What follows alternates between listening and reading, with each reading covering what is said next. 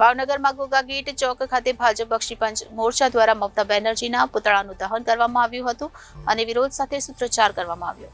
ભાવનગર શહેરમાં ભાજપના બક્ષીપંચ મોરચા દ્વારા પશ્ચિમ બંગાળના મુખ્યમંત્રી મમતા બેનર્જીના ઓબીસીના કોટામાં મુસ્લિમ સમાજનો સમાવેશ કરવાના મુદ્દાને પગલે વિરોધ પ્રદર્શન યોજવામાં આવ્યું હતું। ઘોઘા ગેટ ચોક ખાતે ભાજપના બક્ષીપંચ મોરચા દ્વારા મમતા બેનર્જીના પુતળાનું દહન કરવામાં આવ્યું હતું અને સૂત્રોચ્ચાર પુકારવામાં આવ્યો હતો। આમ ઘોઘા ગેટ ચોક ખાતે ભાજપ બક્ષીપંચ મોરચા દ્વારા મમતા બેનર્જીના પુતળાનું દહન કરી વિરોધ દર્શાવવામાં આવ્યો અને સાથે સૂત્રોચ્ચાર કરવામાં આવ્યા।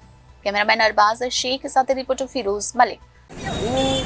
નરેશ મકવાણા, ભારતીય જનતા પાર્ટી શહેર મહામંત્રી, આજે ગુજરાત પ્રદેશની સૂચનાથી અને શહેર અધ્યક્ષ આદરણીય અભયભાઈ ચૌહાણના માર્ગદર્શન હેઠળ ભાવનગર શહેર બક્ષી મોરચા દ્વારા પશ્ચિમ બંગાળના મુખ્યમંત્રી મમતા બેનર્જીનું પુતળા દહન અને તેના વિરોધમાં ધરણાનો કાર્યક્રમ આપવામાં આવ્યો છે।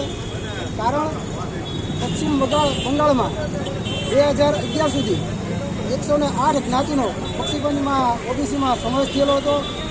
2011 બાદ મમતા બેનર્જી દ્વારા બીજી 71 જ્ઞાતિનો એમાં ઉમેરો કરવામાં આવ્યો।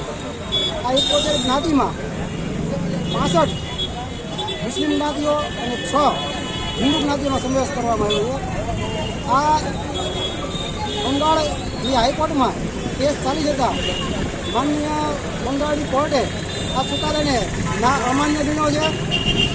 તે દ્વારા અમે એનો વિરોધ કરીએ છીએ અને પશ્ચિમ બંગાળમાં મુખ્યમંત્રી મમતા બેનર્જી હજુ પણ એવો કહી રહ્યા છે કે અમે આ બક્ષીપંચમાં આ 71 જ્ઞાતિનો સમાવેશ કરીને જ રહીશું। એના વિરોધમાં આજે બક્ષીપંચ મોરચા દ્વારા મમતા બેનર્જીનો પુતળા દહનનો કાર્યક્રમ આપવાનો છે અને ઘણાનો કાર્યક્રમ આપવાનો છે। નરેશભાઈ 44 નગર સેવક છે, એમાંથી માત્ર 5 નગર સેવક આજે છે આખા કાર્યક્રમની અંદર। આ તો વેકેશનનો સમય છે એટલે કદાચ ફરવા ગયા હોય। જનાદેશ ન્યૂઝ ભાવનગર।